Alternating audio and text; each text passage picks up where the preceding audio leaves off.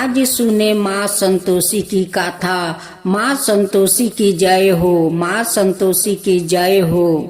पहला बुढ़िया माँ की कथा था। एक बुढ़िया माई थी, उसके 7 बेटे थे। 6 कमाने वाले थे आ एक निकम्मा था।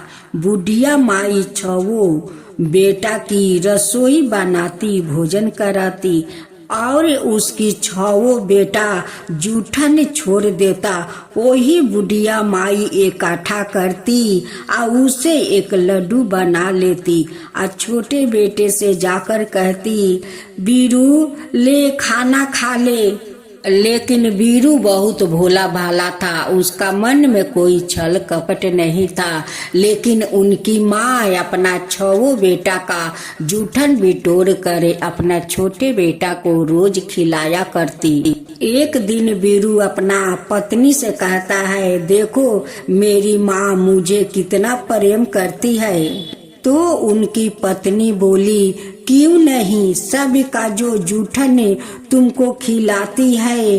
वो बोला, ऐसा नहीं हो सकता है, मैं जब तक आंखों से ना देख लूं मान नहीं सकता। तब उनकी पत्नी हंस कर बोली, देख लोगे तब तो मानोगे। कुछ दिन बाद त्योहार आया। घर में 7 प्रकार के भोजन बना और चूरमे के लड्डू बनाई। जांचने के लिए सिर दुखाने का बहाना करे, हल्का वस्तु सिर पर ओढ़े, रसोई घर में सो गया। वो चादर के अंदर से सब देखता रहा। 6 भाई भोजन करने आए। उसने देखा माँ ने उनके लिए सुंदर आसन बिछाया, नाना प्रकार की रसोई परोसी। जब 6 बेटा भोजन करके उठ गया, उस बुढ़िया माँ सभी को जूठन इकट्ठा किया, एक लड्डू बनाया। आ जाकर बीरू से कहता है कि बीरू आओ खाना खा ले। बीरू माँ से कहता है कि माँ आज मैं भोजन नहीं करूँगी, आज मुझे भूख नहीं है माँ, आज मैं परदेश जा रहा हूँ। माँ ने कहा कल जाता है तो आज चला जा। बीरू बोला, हाँ आज ही जा रहा हूँ। यह कह कर वो घर से निकल गया। बीरू परदेश जाने के लिए घर से निकल गया। चलते समय पत्नी की याद आ गई। वो गौशाला में गोबर थाप रही थी। वहां जाकर बोला, हम जाबे परदेश आवेंगे कुछ काल बाद, तू में रहियो संतोष से, धर्म अपना पालन करियो। पत्नी बोली, जाओ पिया आनंद से, हमारे सोच हटाए, राम भरोसे हम रहे, ईश्वर तुम्हें सहाय। 2 निशानी आपने देख धरू मैं धीरे, सुधी मती हमारी बिसारियो, रखियो मन गंभीर। बीरू बोला, मेरे पास तो देने के लिए कुछ नहीं है, यह औंठी है सो ले लो, आय अपने कुछ निशानी मुझे दे दो। पत्नी बोली, मेरे पास क्या है, यह गोबर भरा हाथ है। यह कह कर उसकी पीठ पर गोबर के हाथ की थापा मार दी। बीरू चल दिया। चलते चलते दूर देश पहुंचा। अब दूसरा याद आए बीरू का परदेश में नौकरी करना। वहाँ एक साहूकार की दुकान थी। वहाँ जाकर कहने लगा, भाई मुझे नौकरी पर रख लो, साहूकार को जरूरत थी। बोला, रह जाओ। बीरू ने पूछा, तनख्वाह क्या दोगे? साहूकार ने कहा, काम देख कर दाम मिलेगा। साहूकार की नौकरी मिली। 7 बजे से 10 बजे तक नौकरी करने लगा। कुछ दिनों में दुकान का सारा लेन देन, हिसाब किताब, ग्राहकों को माल बेचना, सारा काम करने लगा। साहूकार का 7-8 नौकर थे। वो सब बीरू का काम देखकर चक्कर खाने लगे। ये तो बहुत होशियार बन गया है। सेठ ने भी काम देखा और 3 महीने में ही उन्हें आधे मुनाफा का हिस्सादार बना दिया। बीरू कुछ बरस में ही नामी सेठ बन गया और मालिक सारा कारोबार उस पर छोड़कर चला गया। अब तीसरा अध्याय, पति की अनुपस्थित में सास का अत्याचार। इधर उसकी पत्नी को सास ससुर दुख देने लगे। सारी गृहस्थी का काम करा के उसे लकड़ी लेने जंगल में भेजते। इस बीच घर के आटे से जो भूसी निकलती उसकी रोटी बनाकर रख देती। जब बीरू का पत्नी लकड़ी लेकर घर आती तो उनकी सासू माँ नारियल का खोपड़ी में पानी और भूसी का रोटी उन्हें दे देती, ले खा ले। वो बेचारी क्या करती, अपना प्राण को उसी भूसी का रोटी खाकर अपना प्राण को रक्षा करती। एक दिन रास्ते में बहुत सी स्त्रियां संतोषी माता का व्रत करती हुई दिखाई दी। संतोषी माता का व्रत। बीरू का पत्नी वहाँ खड़ी होकर कथा सुनने लगी और पूछा, बहनों तुम किस देवता का व्रत करती हो और इसके करने से क्या फल मिलता है? यदि तुम इस व्रत का विधान मुझे समझा कर कहो तो मैं भी तुम्हारा बड़ा एहसान मानूंगी। तब उनमें से एक स्त्री बोली, सुनो, यह संतोषी माता का व्रत है। इसके करने से निर्धनता दरिद्रता का नाश होता है और जो कुछ मन में कामना हो सब संतोषी माता की कृपा से पूरी होती है। अब चौथा अध्याय, संतोषी माता की व्रत विधि। ओ भक्तिनी स्त्री बोली, सावा आने का गुड़ चना लाना, ना हो तो 5.25 आने का लाना या 1.25 रुपये का भी लाना। नियम के अनुसार लाना, बिना परेशानी और श्रद्धा वो प्रेम से जितना भी मन पड़े सवाए लेना। प्रत्येक शुक्रवार को निराहार रह कर कथा सुनना। इसके बीच कर्म नहीं टूटना चाहिए। लगातार नियम पालन करना। सुनने वाला कोई ना मिले तो घी का दीप जला देना। उसके आगे या जल के पात्र को सामने रख कर कथा कहना। जब तक पूजा का कार्य सिद्ध ना हो नियम का पालन करना और कार्य सिद्ध हो जाने पर व्रत का उद्यापन करना। 3 मास में माता फल पूरा करती है। यदि किसी के ग्रह खोट भी हो तो भी माता बरस भर में कार्य सिद्ध करती है। फल सिद्ध होने पर उद्यापन करना चाहिए, बीच में उद्यापन नहीं करना चाहिए। 2.5 सेर आटे का खाजा और इसी परिमाण से खीर और चने का साग करना। 8 लड़कों को भोजन कराना। जहाँ तक मिले देवर जेठ भाई बंधु के हो, ना मिले तो रिश्तेदारों और पड़ोसियों को बुलाना, उन्हें भोजन कराना। उन्हें दान दक्षिणा देकर माता का नियम पूरा करना। उसी दिन घर में खटाई ना खाना। यह सुनकर बुढ़िया के लड़के की बहू चल दिया। अब माँ संतोषी का 5वां अध्याय, व्रत का पारण करना और माँ संतोषी का दर्शन देना।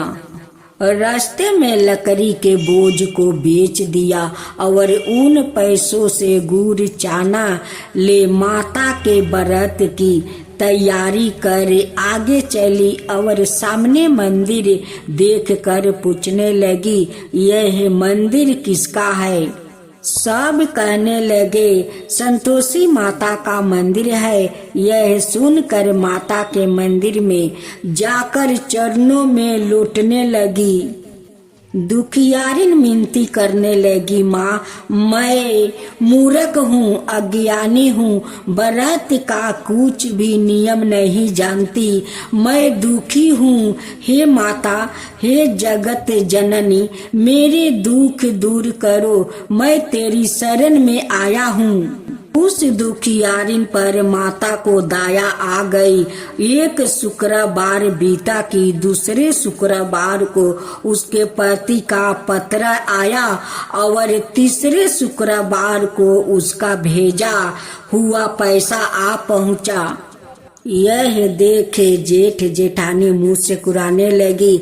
लड़के ताना देने लगे। चाची के पास पत्र आने लगा, रुपया आने लगा। अब तो चाची की खातिर बढ़ेगी।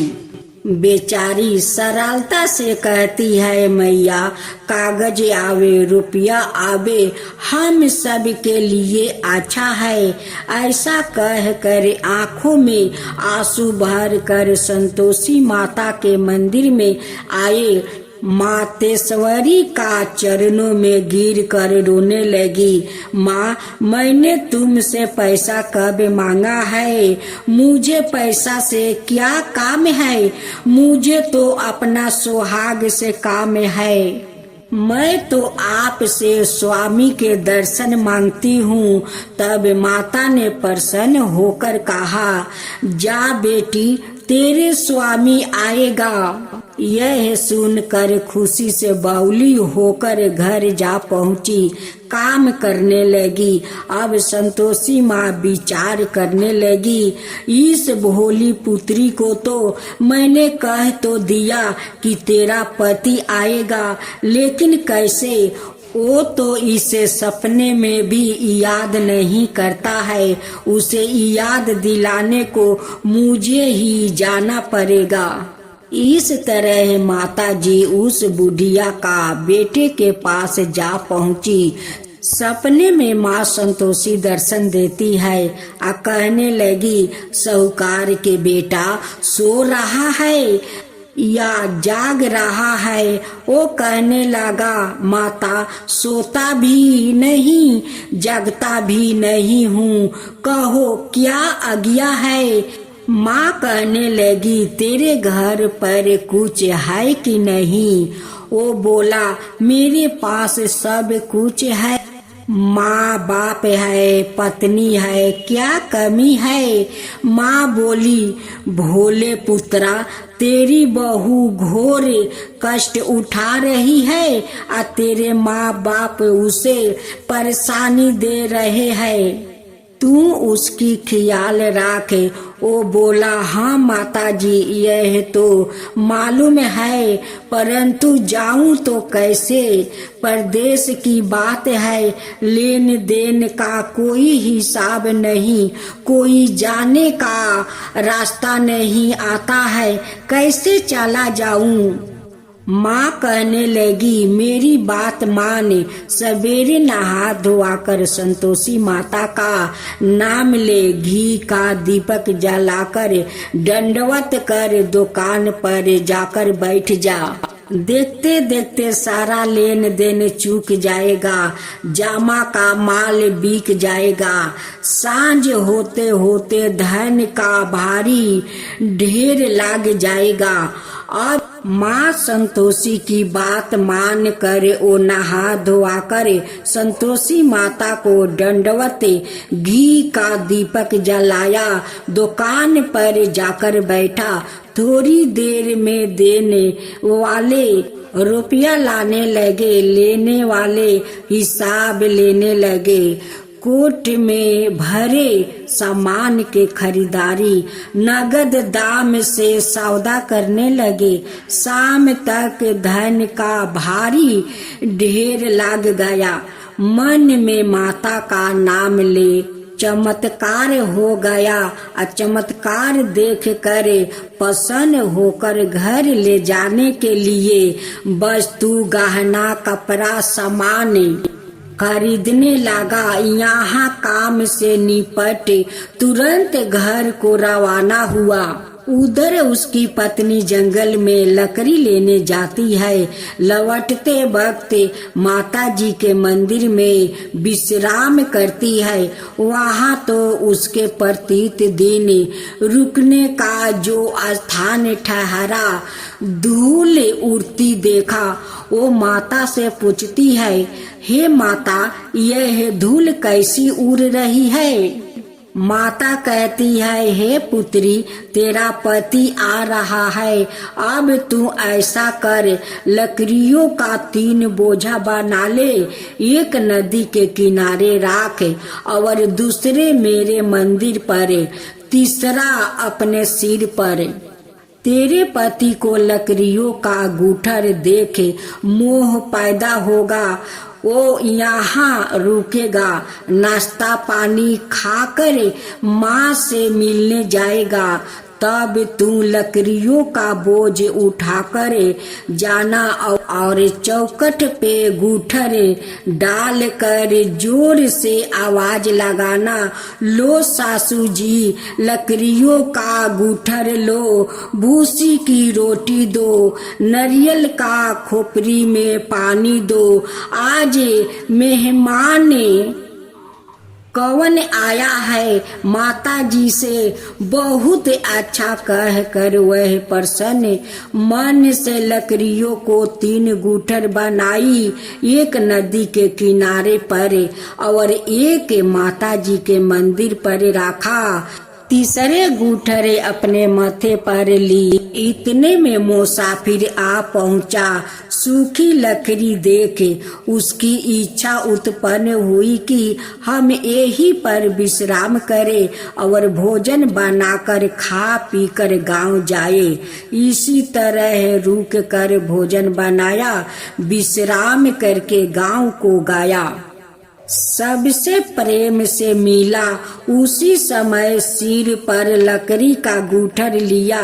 वह उतावली सी आती है, लकड़ियों का भारी बोझ अंगना में डालकर जोर से 3 आवाज देती है, लो सासू जी, लकड़ियों का गूठर लो, भूसी की रोटी दो, आज मेहमान कौन आया है? यह सुनकर उसकी सास बाहर आकर अपने दिए हुए कष्टों को भुलाने हेतु कहती है, बहू, ऐसा क्यों कहती हो? तेरा मालिक ही तो आया है। आ बैठ, मीठा भात खा, भोजन कर, कपड़े गहने पहन। उसकी आवाज सुन उसका पति बाहर आता है। अंगूठी देख व्याकुल हो जाता है। माँ से पूछता है, माँ, यह कौन है? माँ बोली, बेटा, यह तेरी बहू है। जब से तू गया है तब से सारे गांव में भटकती फिरती है। घर का काम काज कुछ करती नहीं, 4 पहर आकर खा जाती है। बीरू बोला, ठीक है माँ, मैंने इसे भी देखा और तुम्हें भी देखा। अब दूसरे घर की चाबियों दो, उसमें रहूंगा। माँ बोली, ठीक है, जैसी तेरी मर्जी। दूसरे मकान की दरवाजा खोला, सारा सामान अपने कमरा में रखा। एक दिन राजा के महल जैसा ठाठ बाट बन गया। अब क्या था, बहू सुख भोगने लगी। इतने में शुक्रवार आया। अब माँ संतोषी का 5वां अध्याय, शुक्रवार व्रत के उद्यापन में हुई भूल। उसने पति से कहा, मुझे संतोषी माता का व्रत का उद्यापन करना है। पति बोला खुशी से कर लो। वो उद्यापन की तैयारी करने लगी। जेठानी के लड़कों को भोजन के लिए कहने गई। उन्होंने मंजूर किया, परंतु पीछे से जेठानी ने अपने बच्चों को सिखाया, देखो भोजन के समय खटाई मांगना, जिससे उसका उद्यापन पूरा ना हो। बच्चों लोग कहने लगे, हमें खटाई दो, खीर खाना हमको नहीं भाता। देख कर अरुचि होती है। वो कहने लगी, भाई खटाई किसी को नहीं दी जाएगी, यह तो संतोषी माता का प्रसाद है। लड़के उठे खड़े हुए, बोला पैसा लाओ। भोली बहू कुछ जानती नहीं थी, उन्हें पैसा दे दिया। लड़के उसी समय हट करके इमली खटाई ले खाने लगा। यह देख कर बहू पर माताजी ने कोप किया। राजा के दूत उसके पति को पकड़ कर ले गया। सेठ सेठानी मन मने वचन कहने लगे, लूट लूट कर धन इकट्ठा कर लाया है, अब सब मालूम पड़ जाएगा। जब जेल की मार खाएगा, बहू से यह सहन नहीं होगा। माँ संतोषी से मांगी माफी। रोती हुई माता जी का मंदिर गई, कहने लगी, हे माता तुमने क्या किया?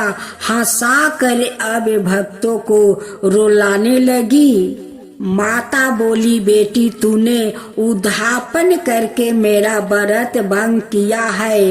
वो कहने लगी, माता मैंने कुछ अपराध किया है, मैंने तो भूल से लड़कों को पैसा दे दिया, मुझे क्षमा करे, मैं फिर तुम्हारा उद्यापन करूंगी। माँ संतोषी बोली, अब भूल मत करना। वो कहती है, अब भूल नहीं होगी। माँ बोली, जा पुत्री, तेरा पति तुझे रास्ते में आते मिलेगा। वह निकली, राह में पति आता मिला। उनकी पत्नी पूछी, कहाँ गए थे? वो कहने लगा, इतना धन जो कमाया है उसका टैक्स राजा ने मांगा था, वो भरने गया था। वो बात सुनकर बहुत प्रसन्न हो गई और बोली, भला हुआ, अब घर को चलो। कुछ दिन बाद फिर शुक्रवार आया। वो बोली, मुझे फिर माता का उद्यापन करना है। पति ने कहा, करो। बहू फिर जेठ का लड़कों को भोजन करने के लिए कहने गई। जेठानी ने एक दो बातें सुनाई और सब लड़कों को सिखाने लगी, तुम सब लोग पहले ही खटाई मांगना। लड़के भोजन से पहले कहने लगे, हमें खीर नहीं खानी, हमारा जी बिगड़ता है, कुछ खटाई खाने को दो। वो बोली, खटाई किसी को नहीं मिलेगी, आना हो तो आओ। वो ब्राह्मण के लड़के लाकर भोजन करवाने लगी। उन्हें दान दक्षिणा दिया, एक एक फल उन्हें दिया। संतोषी माता प्रसन्न हुई। माता की कृपा होते ही 9 मास में उसके चंद्रमा के समान सुंदर पुत्र प्राप्त हुआ। पुत्र को पाकर प्रत्येक दिन माता जी का मंदिर को जाने लगी। माँ ने सोचा, यह रोज आती है, आज क्यों ना इसके घर चलूं। यह विचार कर माता ने भयानक रूप धारण किया। गुड़ चने से साना चेहरे के ऊपर लेप लगाए हुए थे। सूर्य के समान ओठ उसका था, पर मक्खियाँ भिन भिना। जैसे चौखट पर पैर रखते ही उसकी सास चिल्लाई, देखो रे कोई चुरैन डाइन चली आ रही है, लड़कों को इससे भगाओ नहीं तो किसी को खा जाएगी। लड़के भागने लगे, चिल्ला कर खिड़की बंद करने लगे। बहू खिड़की में से देख रही थी, देखते ही पहचान गई। प्रसन्नता से पगली बन चिल्लाने लगी, आज मेरी माताजी मेरे घर आई है, आज मेरी माताजी मेरे घर आई है। वो बच्चों को दूध पीने से हटा देती है। इतने में सास का क्रोध भटक पड़ा। वो बोली, क्या उतावली हुई है, बच्चे को पटक दिया। इतने में माँ के प्रताप से लड़के ही लड़के नजर आने लगे। वो बोली, माँ मैं जिसका व्रत करती हूँ यह संतोषी माता है। सब ने माता जी का चरण पकड़ लिया और विनती करने लगे, हे माता हम मूर्ख है, अज्ञानी है, तुम्हारे व्रत की विधि हम नहीं जानते।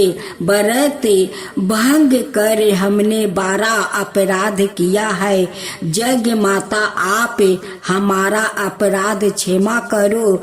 इस प्रकार माता प्रसन्न हुई। हे माता आप जैसे उस बहू का ऊपर प्रसन्न हुई, वैसा ही सब कर ऊपर होना, सबका वैसा ही फल देना।